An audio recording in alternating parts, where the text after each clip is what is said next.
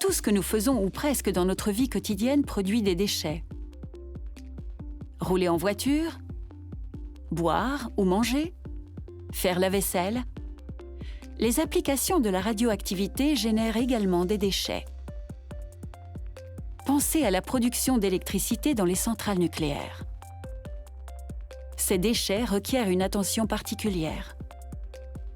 Ils ressemblent peut-être à des déchets normaux, mais ils émettent un rayonnement, plus précisément un rayonnement ionisant.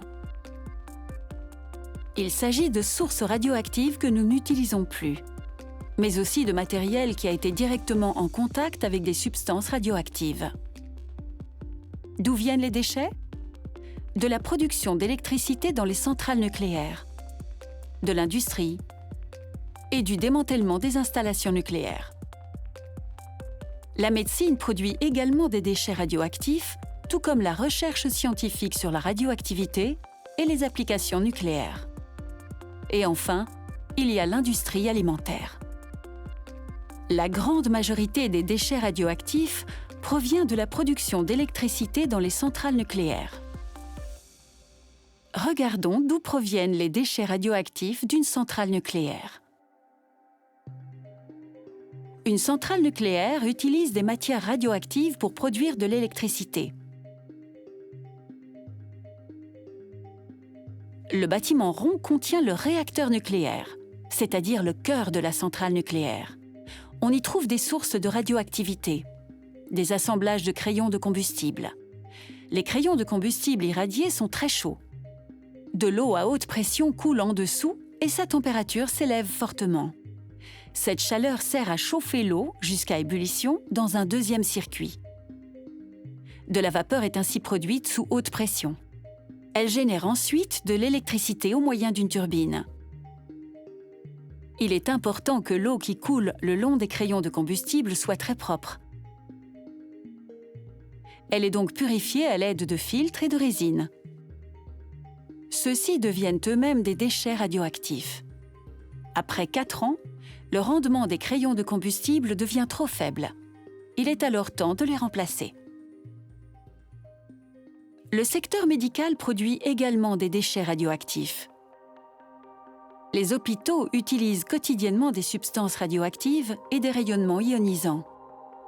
Ils font cela pour dépister les maladies et les traiter. Cela fait beaucoup d'applications. Tous les objets qui entrent en contact direct avec les sources radioactives deviennent des déchets radioactifs. Seringues, tubes, tabliers, ciseaux, mais ils ne restent pas longtemps radioactifs. La majorité des déchets radioactifs résultent de la production de sources radioactives médicales. Et puis, il y a encore l'industrie alimentaire. Elle aussi utilise la radioactivité. Les aliments déshydratés, comme les herbes aromatiques, sont irradiés avec le rayonnement gamma. Ce rayonnement tue les germes de maladies et augmente la durée de conservation. La nourriture n'en devient pas pour autant radioactive.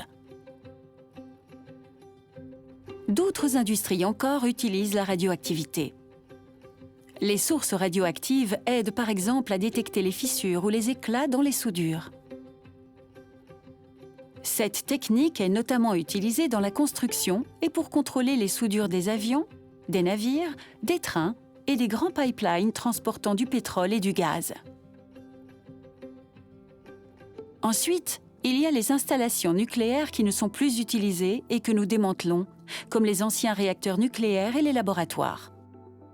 Nous en retirons soigneusement toutes les matières radioactives. Ce démantèlement génère lui-même de nouveaux déchets radioactifs.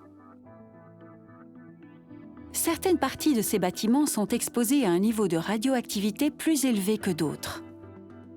Nous détectons les endroits où le niveau de rayonnement dépasse les limites autorisées et supprimons cette contamination jusqu'à ce que le rayonnement redevienne normal. Les matériaux contaminés sont collectés. Poussière, une foreuse, habits de protection. Tout est trié et regroupé et, après contrôle, emporté en lieu sûr pour y être traité. L'ensemble des matériaux, des équipements et des outils non contaminés sont traités comme des déchets industriels ordinaires. Nous avons parlé de quelques applications générant des déchets radioactifs. Il est important de gérer convenablement ceux-ci. En effet, ils ont l'air ordinaires, mais ils contiennent des substances qui émettent un rayonnement ionisant non perceptible par les sens. Ce rayonnement est très riche en énergie. Il est capable de modifier la matière dans laquelle il pénètre. Il peut donc endommager les tissus vivants. Dès lors, il représente un danger pour l'homme et l'environnement. C'est pourquoi nous ne pouvons pas abandonner les déchets radioactifs, mais devons les gérer de manière sûre.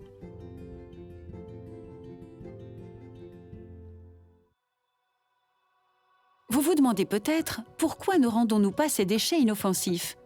Nous en sommes, hélas, incapables. La seule chose que nous pouvons faire, c'est attendre tandis que la radioactivité diminue. La diminution du taux de radioactivité est fonction de la demi-vie des substances radioactives présentes dans les déchets. Il faut des centaines d'années, voire 1 million d'années avant que la radioactivité retombe à un niveau auquel elle est considérée comme inoffensive.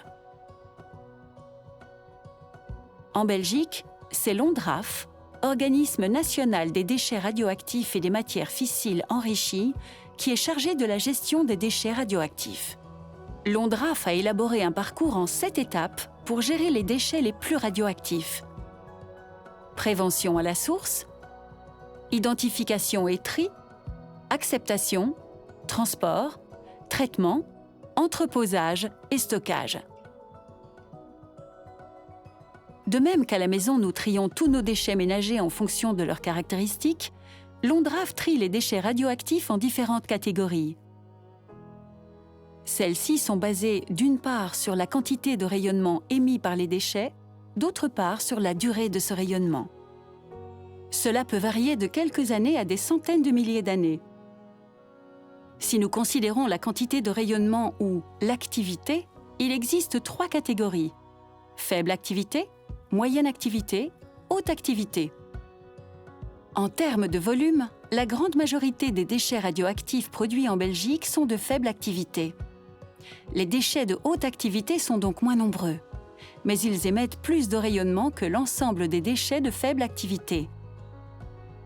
Le volume le plus petit est donc aussi le plus dangereux. Si nous considérons à présent la durée de vie, il existe 2 catégories: les déchets à vie courte et à vie longue. Les déchets à vie longue peuvent rester radioactifs pendant des centaines de milliers d'années, voire 1 million d'années, ce qui représente un nombre énorme de générations. Pour le traitement et l'entreposage temporaire des déchets, ce sont surtout la quantité et le type de rayonnement qui importent. Pour le stockage, on tient surtout compte de la durée de vie. Après l'entreposage temporaire, les déchets sont stockés à long terme.